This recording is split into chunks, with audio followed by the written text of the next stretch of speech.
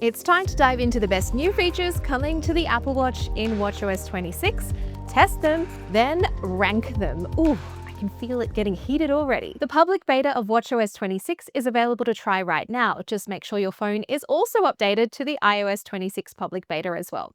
And I have the full list of watches and phones this is compatible with in the description of the video. So, to the features! If you find yourself always dismissing notifications, there is a new wrist flick gesture.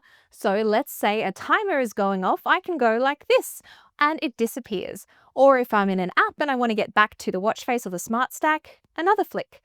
This works with Apple Watches from the Series 9 and later, plus the Ultra 2.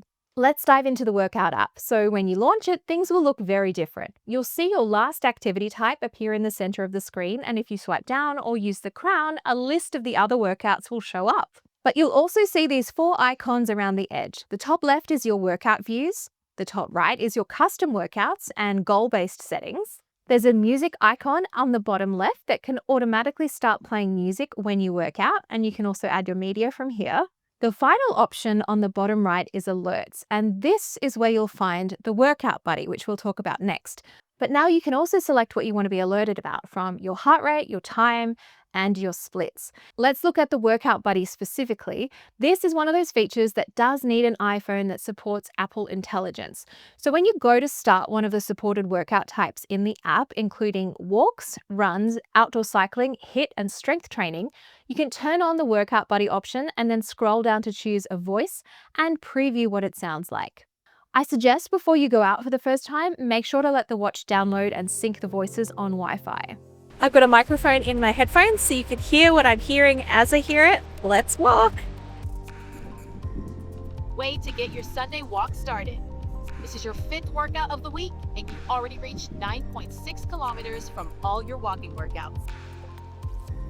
You're at the 1 kilometer mark already. Your pace is 11 minutes and 19 seconds per kilometer, and your heart rate is averaging 120 beats per minute.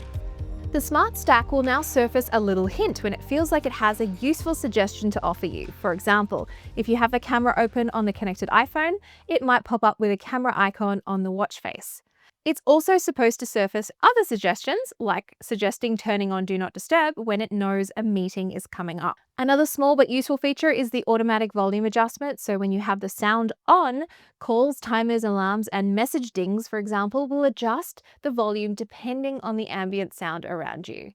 A lot of people are excited about the Notes app finally coming to your wrist, so you can say to your voice assistant, note to self, or make a new note, and it will pop up with the interface, so you can do that with your voice or through the keyboard. There's also a new notes complication, so you can add that to your watch face as well, or access through the control center, or of course just launch the app like you normally would. You can create new notes on the watch, but right now it doesn't look like you can edit existing ones, just view them. But you can also pin notes to the top of the screen if you like, or delete them from the watch altogether, and they'll sync across devices signed into the same Apple ID.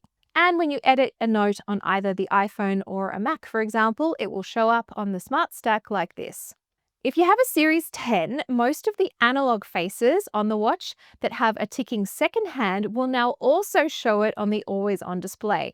Because on WatchOS 11, if you remember, there was only like 3 supported watch faces, so it's nice to see more options, even if we don't get any new faces per se. Also, the watch face list is now organized by category rather than through an alphabetical method, though we do seem to be losing a few of the older watch faces.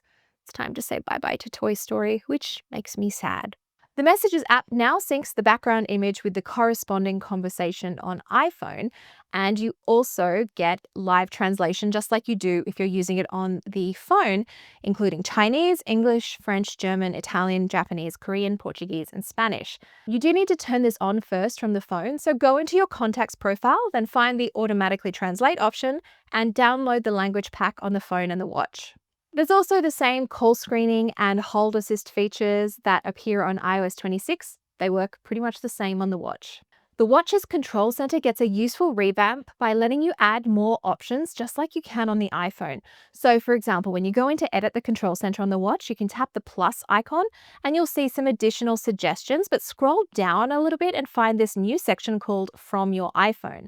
These are third-party app actions from apps already installed on the phone, so they can now appear in the control center on the watch as well. So with all of that, in my very humble opinion, the rankings, and yep, starting from my least to most favorites, it's liquid glass at the bottom for me. This is arguably the biggest and most controversial change, I would say, in WatchOS 26, and I'm still very much on the fence.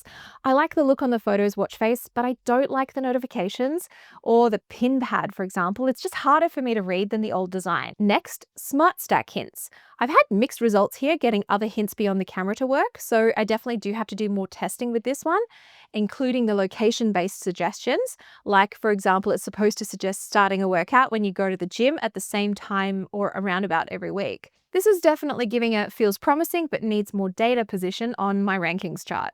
Now, the Messages app is nice now that it feels more coherent with the experience on the iPhone, the same as the phone app features like call screening. Following up above that, it's the Notes app, and I love that it's finally now on your wrist. I just wish it had an edit function. The Workout Buddy is next, and I think this one's going to depend on what level of fitness you're at and how much you like having a voice in your ear during a workout. It sounds a lot less robotic than the regular prompts that you would normally get for distance and all of that, but I would love for it to integrate more seamlessly into custom workouts in the future for even more personalized guidance. And the Workout app itself, I really like the new layout. It is easy to find custom workouts, and the music suggestions are nice if you have all your music in Apple Music, of course. The wrist flick is actually my number one. It's so useful, and to me it's much more intuitive than double tap was when it first came out on the Series 9. I instinctively feel like I do this action more than this, so it's been easy to adapt to and helpful too. Most importantly, this is beta software, so proceed at your own risk, and features are subject to change between now and the full release in the fall. Let me know what your rankings look like down in the comments, and there's other things to explore too, like live listen with real-time captions, which I also think is super handy. See ya!